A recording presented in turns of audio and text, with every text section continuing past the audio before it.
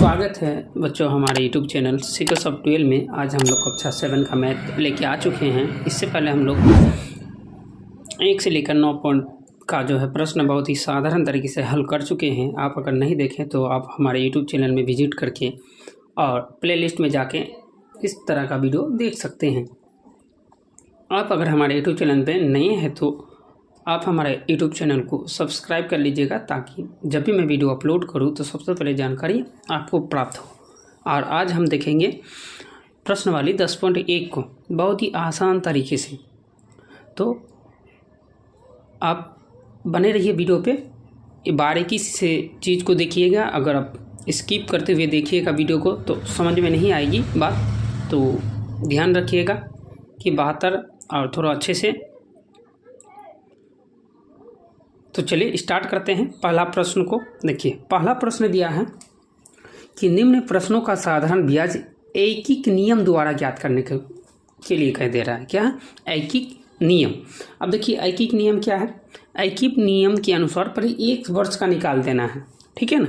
जैसे कि 100 रुपया का जो ब्याज है ना, 1 वर्ष में 5 रुपया होता है, तो 200 का ब्याज 1 वर्ष में कितना होगा, ठीक है ना। इसको तो 100 का ब्याज 1 वर्ष में 5 रुपये लगता है, तो हम 1 रुपया का ब्याज अगर निकाल लेते हैं 1 वर्ष में तो कितना आएगा। 1 रुपया का ब्याज अगर निकाल देंगे तो मेरा 200 का ब्याज 1 वर्ष में कितना आएगा, वो निकल जाएगा, ठीक है ना। तो चलिए देखते हैं कैसे बनता है।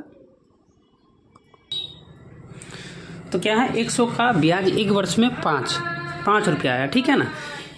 तो अगर हम 1 रुपया का ब्याज निकाल देते हैं, 1 रुपया का ब्याज 1 वर्ष में कितना हो गया, 5/100, ठीक है। तो 1 रुपया का ब्याज अगर 1 वर्ष में निकालते हैं तो 1/20, 1/20 यानी 1/20 का ब्याज लगता है, ठीक है ना, 1/20 का। उसी प्रकार से हमको 200 रुपया का बोला है, 200 रुपया का, ठीक है ना। 200 रुपया का ब्याज अगर निकालते हैं, 200 का ब्याज, तो 200 का ब्याज हम निकालेंगे 1 वर्ष में, क्योंकि 1 वर्ष का 1 रुपया में कितना, 1/20 रुपया लगता है। तो 200 रुपया का 1 वर्ष में 1/20 को हम ये कर देंगे, कितना निकलता है, निकालते हैं 20 एकम 20 यानी 10। तो 200 का 1 वर्ष में कितना ब्याज लग जाएगा मेरा, 10 रुपया, ठीक है ना। पहले 1 रुपया का हम निकाल लिए 1 वर्ष में, तो मेरा पूरा निकल जाएगा, ठीक है ना। इसको आप नोट कर लीजिए। अगला देखते हैं। उसी प्रकार से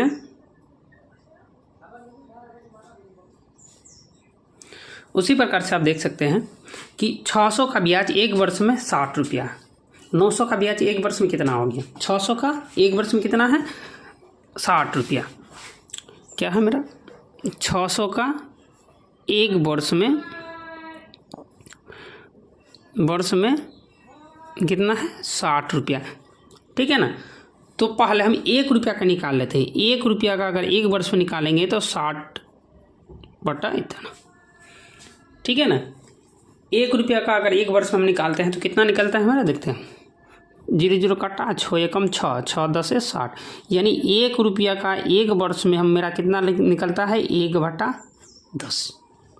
कितना निकलता है, 1/10। उसी प्रकार से आपको दे दिया है कि 900 का 1 वर्ष में निकालिए, 900 का, ये मेरा एकीकरण है, ठीक है ना, एकीकरण। तो 900 का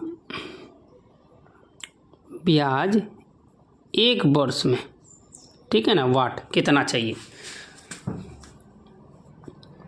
तो 1 रुपया का 1 वर्ष में ब्याज कितना लगता है मेरा, 1/10।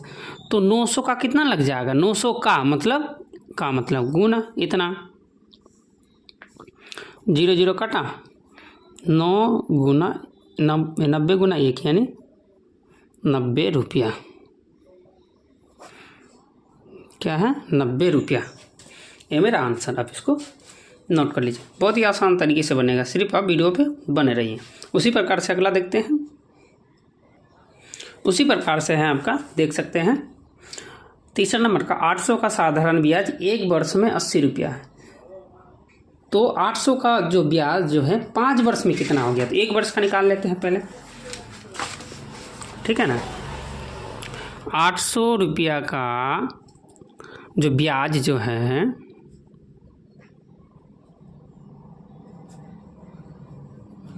कितना है, 80 रुपया, यानी एक वर्ष में 800 का ब्याज एक वर्ष में 80 रुपया है। तो 1 रुपये का ब्याज एक साल में कितना हो जाएगा, 80/800, 80 एकम 80, 80 एकम 80 10, यानी 1 रुपया का एक वर्ष में कितना हो जाएगा, 1/10। 80 का अगर हम रुपया अगर निकाल दिए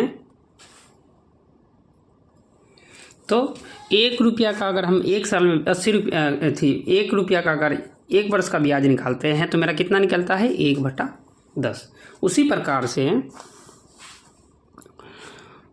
80 का अगर निकालते हैं कितना, 5 वर्ष में 800 का 5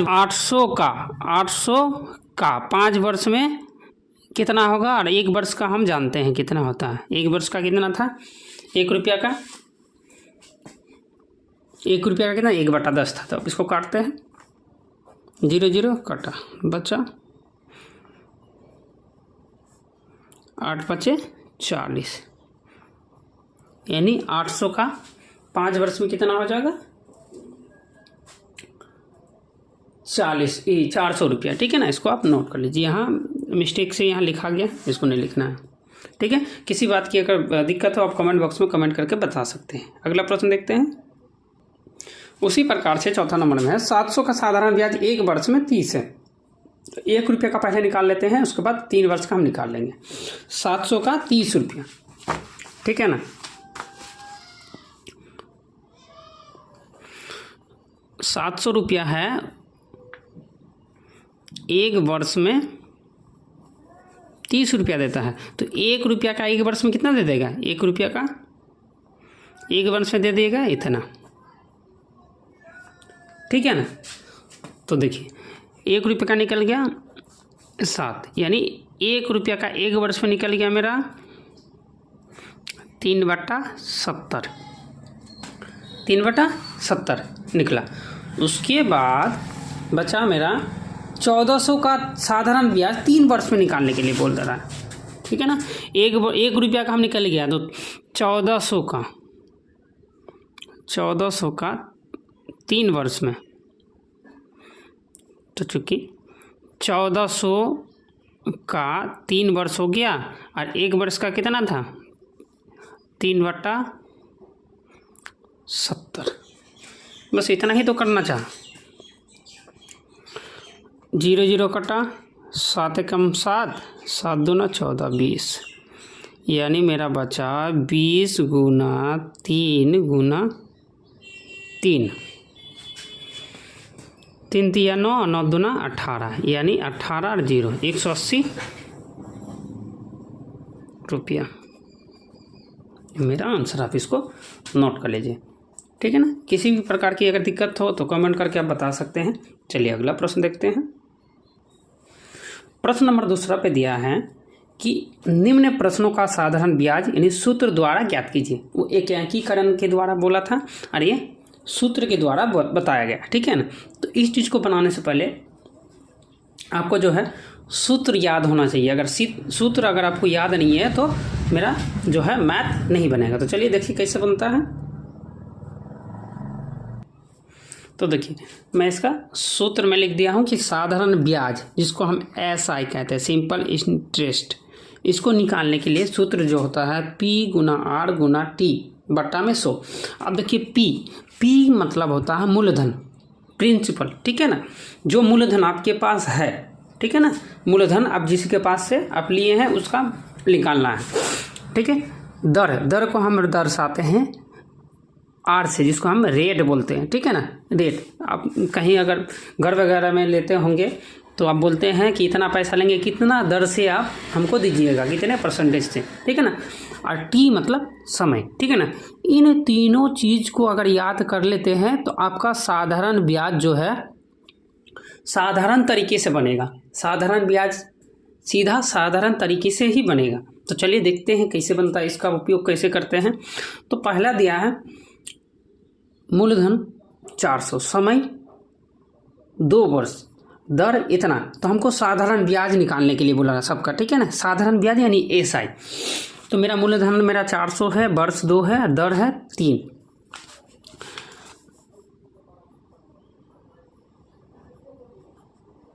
मूलधन मेरा 400 है, ठीक है, 2 वर्ष है और दर 3%, 3% की रेट से, ठीक है ना। तो देखिए आपको साधारण ब्याज निकालना है। तो साधारण ब्याज पहले हम लिख लेते हैं, साधारण ब्याज बराबर सूत्र कितना है, इसको हम लिख सकते हैं, या सूत्र ऐसे भी लिख सकते हैं, मूलधन गुना दर गुना समय, ठीक है। इसको अगर इस तरह लिखते हैं तो थोड़ा लंबा होता है, तो हम इसको मूलधन को की जगह P भी लिख सकते हैं, दर की जगह R लिख सकते हैं और समय की जगह T लिख सकते हैं। अब बटा में क्या है मेरा 100। चलो मूलधन कितना है मेरा 400 रुपया। कितने % की दर से आप दे रहे हैं, 3% की दर से, ठीक है। और वर्ष मेरा कितना है 2, यानी समय कितना है 2 और बट्टा में 100, ठीक है। चलिए 100 का घर में 400, 4 बार में 4 गुना 3 गुना 2, 12 दूना 24। तो हमको कितना ब्याज देना पड़ेगा, साधारण ब्याज 24 रुपया। कितना, तो हमें 24 रुपया देना पड़ेगा, यानी 400 रुपया कर लेते हैं। तो 2 साल बाद अगर 3% की दर से हो तो आपको मात्र जो है 24 रुपया अधिक देना पड़ेगा, ठीक है। चलिए इसको आप नोट कर लीजिए। अगला देखते हैं, उसी प्रकार से अगला बनेगा। उसी प्रकार से अगला है, मूलधन मेरा 600 है, वर्ष 4 वर्ष है और दर कितना है, अच्छी दर मेरा 6% की रेट से 600 है। चलिए देखिए मूलधन को हम क्या लिखते हैं P मेरा 600 है, दर कितना है, रेट मेरा 4 वर्ष है, ये 4 रुपया,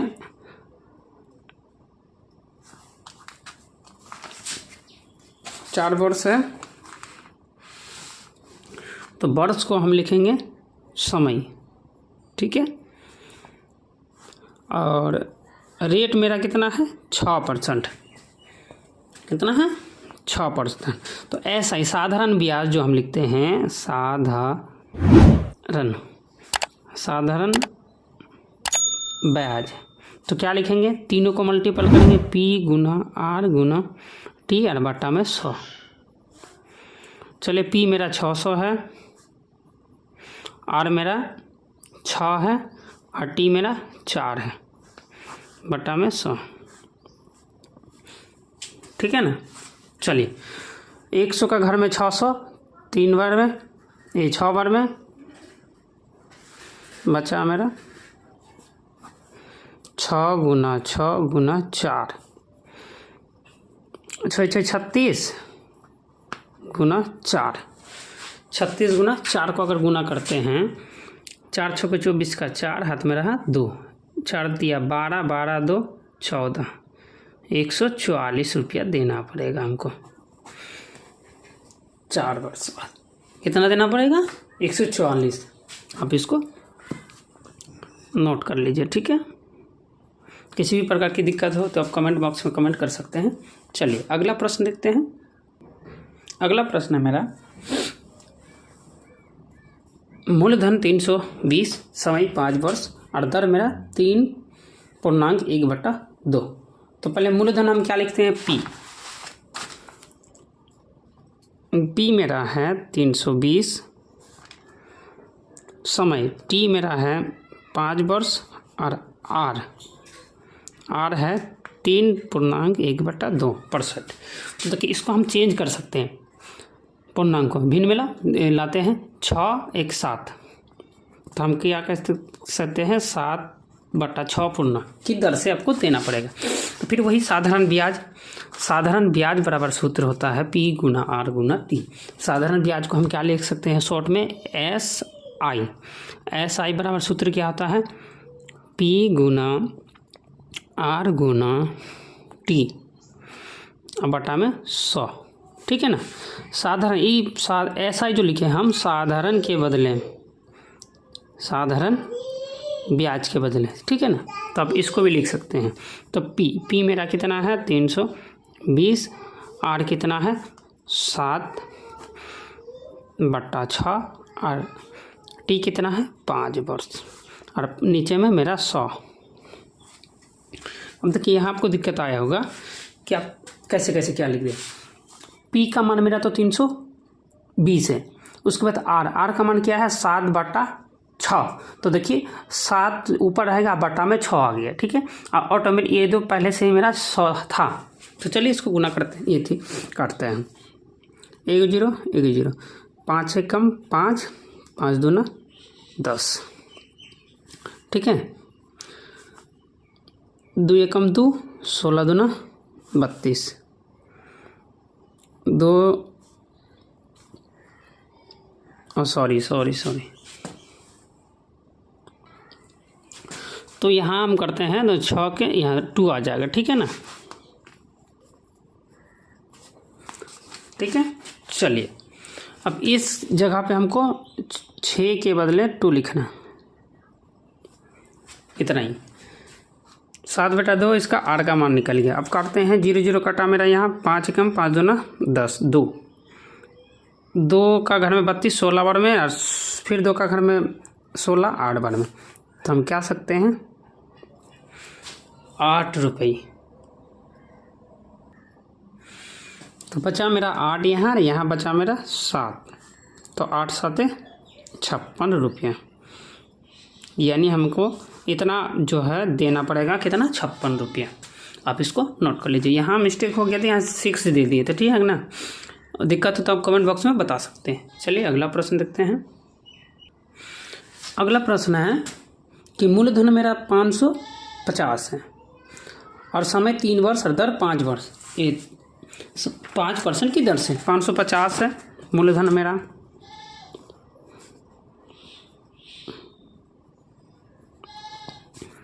मूलधन कितना है 550 और वर्ष कितना है 3 वर्ष।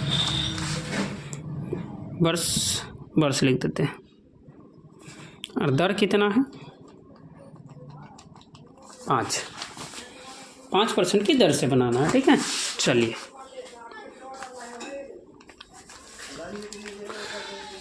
तो मूलधन है मेरा, साधारण ब्याज निकालने बोला है, तो साधारण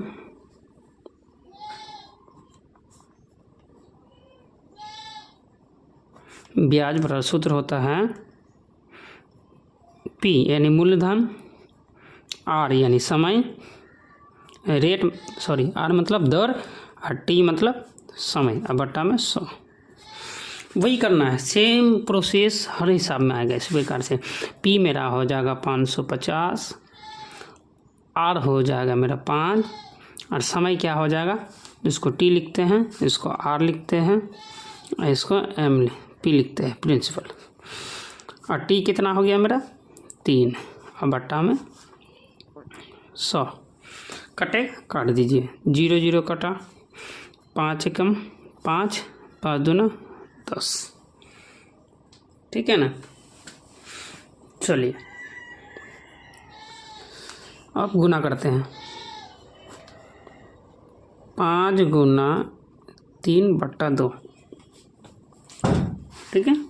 चलिए 5 3 15 का 5, 15 1 16/2। तो हम लिख सकते हैं, तो इसको भाग देते हैं।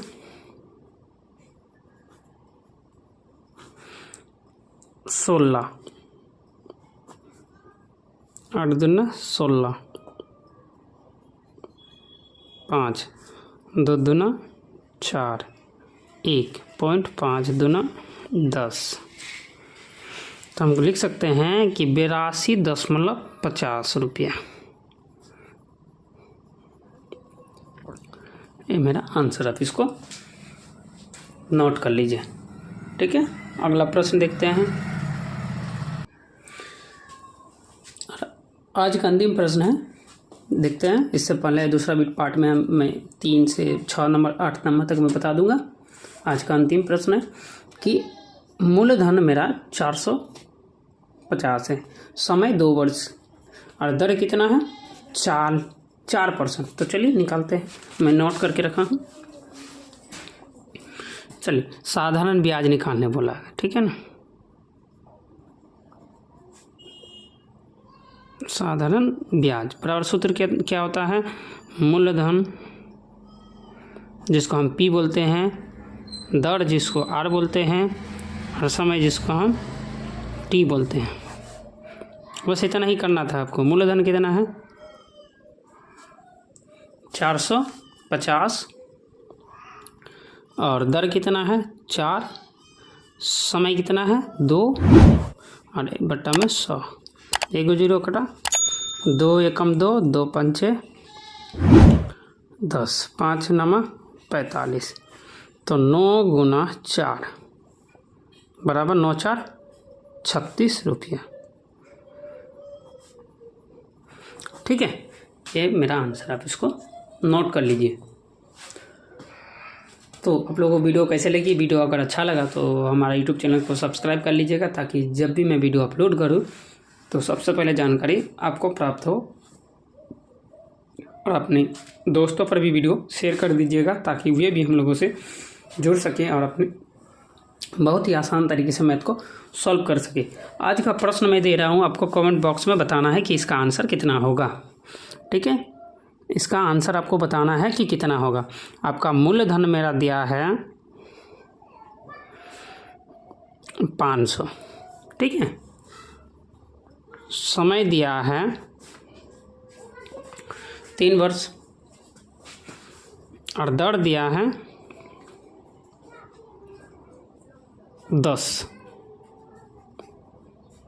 10% की रेट से, ठीक है ना। मूलधन मेरा 500 है, जिसमें दर समय आपका 3 साल दिया, उसमें से 10% की दर से आपको पैसा चुकाना है, ठीक है। तो इसका आंसर कितना होगा, ठीक है। इसका उत्तर आपको बताना है। अगर उत्तर आप बता देते हो तो अच्छी बात है, नहीं तो मैं फिर कल आपको जो वीडियो में बता दूंगा। तो चलिए मिलते हैं अगला वीडियो पे, तब तक के लिए धन्यवाद।